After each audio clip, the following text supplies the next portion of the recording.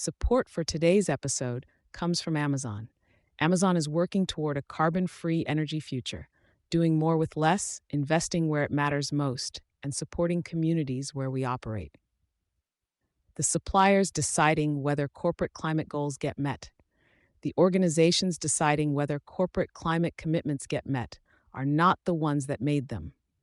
Most corporate climate targets were written by sustainability teams and announced by executives. Whether they are achieved will be determined in large part by suppliers who were not in the room. The arithmetic of corporate climate commitments has a problem that most public announcements do not acknowledge directly. Supply chain emissions, the greenhouse gas, GHG emissions generated by the suppliers, manufacturers, processors, and logistics providers that feed into a company's products and services, average more than 11 times a company's own operational footprint, according to the 1.5 degrees Celsius Supply Chain Leaders Initiative's 2026 analysis. A company that has driven meaningful reductions in its own operations while leaving its supply chain largely unchanged has addressed the smaller portion of its actual climate impact. That would be a manageable situation if the larger portion were within reach. For most organizations, it is not, or not yet. Net zero tracker data shows that only 37% of corporate net zero targets currently cover Scope 3 emissions at all. The majority of public climate commitments were written around the emissions a company can directly control and measure, which is not where most of the impact lives. The targets are real. The scope of the ambition relative to the scope of the actual footprint is where the gap opens. The decisions that will determine climate outcomes are being made upstream. A supplier's energy mix, its manufacturing process efficiency, its material sourcing decisions, and the investments it makes or defers in emissions reduction technology will all feed directly into the buyer's Scope 3 inventory. When a supplier switches to renewable electricity, that change reduces the buyer's Category 1 purchased goods and services emissions. When a supplier invests in lower carbon processing, the buyer's product footprint improves without the buyer having changed anything about its own operations. The reverse is equally true. A supplier that defers emissions reduction investment, expands carbon-intensive capacity, or shifts to higher emission inputs pushes the buyer's Scope 3 numbers in the wrong direction, regardless of what is happening inside the buyer's fence line. This is not a theoretical risk. It is the operational reality of most corporate climate programs right now. The organizations most likely to achieve their net zero targets are those that have recognized this and built supplier engagement strategies substantive enough to actually influence those upstream decisions.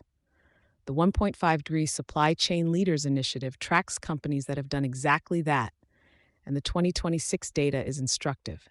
88% of participating companies achieved Scope 3 reductions in 2024, in a year when aggregate corporate climate ambition was under significant pressure from policy reversals, cost inflation, and capital market shifts. The companies making progress are doing so through structured supplier engagement, not through the public commitment alone.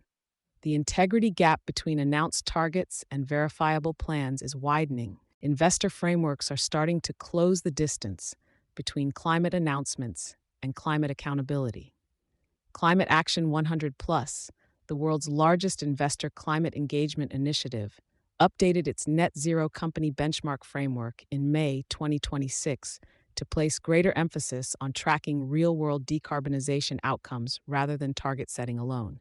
The updated framework incorporates absolute emission metrics and climate governance indicators alongside transition plan assessment, specifically to distinguish companies that have built credible pathways from those carrying aspirational announcements without the operational infrastructure to deliver them. The Science Based Targets Initiative, SBTI, requires Scope 3 reductions when material, which for most sectors means supply chain emissions, must be part of any validated near-term target. More than 10,000 companies have committed to SBTI reductions globally. The gap between commitment and implementation is where the scrutiny is now focused. RMI's analysis of corporate climate commitments notes that among the world's largest 2,000 companies, more than half have set net zero targets, but independent verification of whether those targets are backed by actionable transition plans remains limited.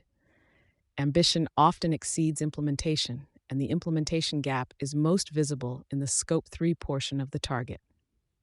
Influence over supplier climate decisions is not the same as purchasing power over suppliers. The challenge most procurement and sustainability teams run into when they try to move from collecting supplier emissions data to actually influencing supplier emissions decisions is that the two require different things. Purchasing leverage is useful for getting suppliers to respond to questionnaires and provide data. It is less reliable as a mechanism for getting suppliers to make capital investments in cleaner manufacturing processes, switch energy suppliers, or redesign sourcing strategies that have been optimized over years for cost and reliability. Large buyers with a significant concentrated spend in specific supplier relationships have more room to work with, but many of the suppliers that carry the largest Scope 3 exposure for a given buyer are also suppliers who serve many buyers simultaneously in industries where the emissions improvement that matters most requires sector-level change rather than one buyer's purchasing criteria. The 1.5-GRT supply chain leaders approach addresses this directly. Telia, for example, has 63% of its supply chain emissions covered by science-based targets at the supplier level, with the engagement model centered on long-term partnerships, shared planning, and direct support for supplier transition work rather than contractual requirements alone. That kind of engagement is labor and relationship intensive, and it does not scale easily across a broad supplier base without deliberate prioritization. What procurement strategy looks like when climate is part of it. The organizations moving most credibly towards supply chain emissions reductions are integrating climate performance into sourcing decisions at the category level, not just at the reporting level. That means identifying which spend categories carry the highest Scope 3 exposure, engaging directly with the suppliers in those categories on emissions reduction pathways, building longer-term sourcing agreements that create the stability suppliers need to justify emissions reduction investments, and incorporating environmental performance criteria alongside cost and quality in supplier selection. It also means being honest internally about which suppliers are irreplaceable and therefore require collaborative engagement rather than contractual pressure. The companies most likely to achieve their climate commitments over the next decade will not be those with the most expansive public targets. They will be the ones that have built supplier relationships substantive enough to actually change what happens in facilities they do not own.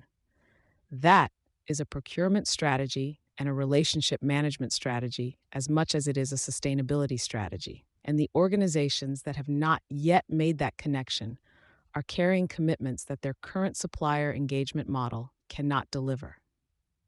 Sustainability Soundbites energy coverage is sponsored by Amazon. Visit the link in our show notes to learn more about Amazon's Spotlight on Energy. For sponsorship opportunities with Environment and Energy Leader, please reach out to a member of our team.